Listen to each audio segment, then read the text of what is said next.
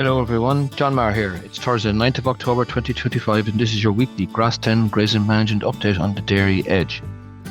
Well, it has been a good week for grass growth. Things were probably better than expected. The average farm cover remains similar to last week at about 850. We grew 43, so it was better than as expected, I suppose, with the demand at 41. But we're at that point now where it's unlikely that growth will still outstrip demand, or if it at best will hold at about the demand figure. The cover for livestock unit is about 300. When you read those figures, we're supposed to be close to 400. So it has brought a level of recovery, brought a level of stability, but we are behind. And when you look at that, then the average diet of the dairy cow is about 13.5 of grass, 4 a meal, about 2 kilos of silage, and the average pre-grazing yield is, I suppose, close to 1900. So to hold in between late September and early October is not a bad thing, but we are a bit behind. We were supposed to be, I suppose, 900,000, but we are where we are. What is good is that the weather is fabulous, which means that utilization will improve. We've gone from a bad week to a good week. Important few days ahead now, because really closing is now the order of the day. And as grazing conditions are good, it's much easier to achieve a good clean out. That's essential because you're going to carry the highest amount of grass on those paddocks in the week ahead, and getting a good clean out makes that the ability of the grass to carry better over into the winter. I suppose the second reason why this week is important is because of reseeds. We've had some difficult spells of weather, but now you have little or no rainfall forecasted from the week. From looking at the data from Maher, it's an ideal time to spray. It's an ideal time to graze. Maybe an ideal time to do both. So, the week for many dairy farms anyway, who are fairly highly stocked, who want spring grass, who even farm on heavy land, this is a great week to get a lot of things done grazing wise. Growth, it looks like it's going to average about 32 to 35, but there's a fair range in that. The southeast is going to grow a lot more than the northwest. So while I say 35, southeast in the 40s and the northwest is in the high 20s, but I'll give an average figure of about 35. Given the demand figures for last week at 41, if we hold cover, we'll be doing very, very well. As I said, the rainfall predictions for the week are very, very low. It's the ideal time to graze the most awkward paddocks on the farm, the wettest paddocks on the farm. Maybe you're closing silage grounds. That's not the easiest to graze this time of year because it tends not to be as well infrastructured. The reseed paddocks, what a chance, what an opportunity to get things done in terms of spraying and grazing. You're also probably grazing the highest covers, and something our feature farmer has focused on now, Jason Coulter from Sligo, and I'll explain that story when we get to there in a minute.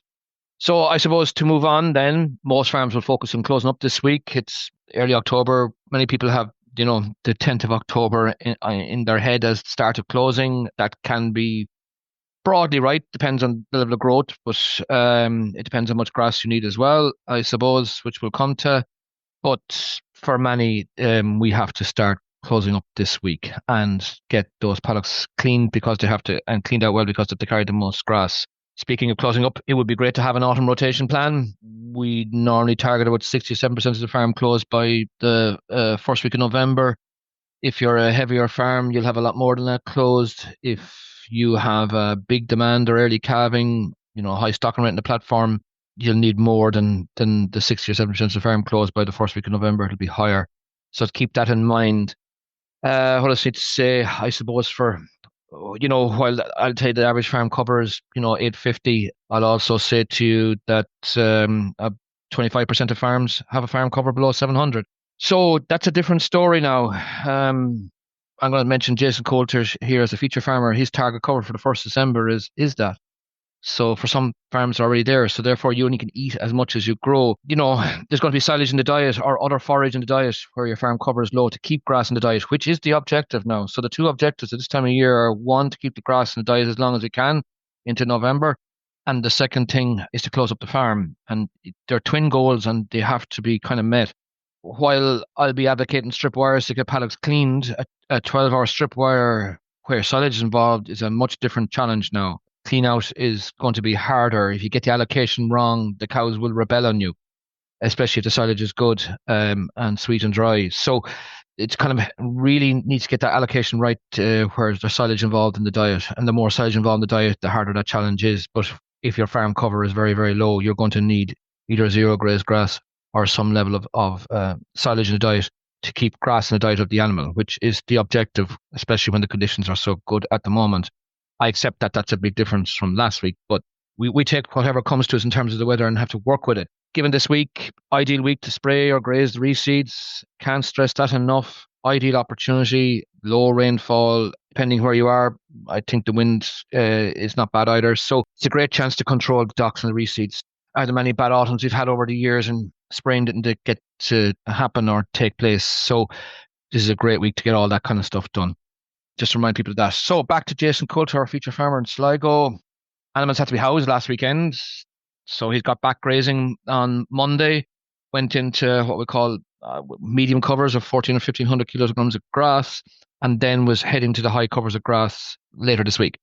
His average farm cover was 950, grew 38, eaten 45, 300 per livestock unit, I suppose, a stocking rate of 3.2. He's very similar, I suppose, in cover per cow to what the average is on pasture base. The cow's diet is made up of 14 kilos of grass, 3 kilos of meal, and 3 kilos of silage. Cows produce about 18 litres, doing about 1.65 kilograms of mixed oils per day at 465 fat, 425 protein. Now, the Northwest had a tough weekend last weekend with rainfall, tough late in the week. So as said, Jason had to house animals, but went back out to lower covers to get going again and is going to focus on closing up and in particular grazing the high covers later this week. Rotation length is about 35 days. For many farms, that's where you should be, if not 40, to be honest. If we go 35 days from the 10th of October, you know where that will take you to into early November. It's not a bad plan. I suppose the other thing to say is that Jason's target for the closing cover is 700 kilos on December 1st. He has carried out some reseeding as well in mid-June. This has been grazed 3 times already and will be grazed once more before close-up. Jason has a nice bit of clover on the farm and those paddocks will be targeted towards the second half of October. So I suppose finally just to say, take advantage of the week ahead in terms of getting the reseeds looked after, in terms of getting the worst paddocks on the farm looked after, whether it be higher cover, awkward, wet, wherever the case may be. Great chance to get control of those, and that's what you're after. You may not see them again, so keep that in mind as well.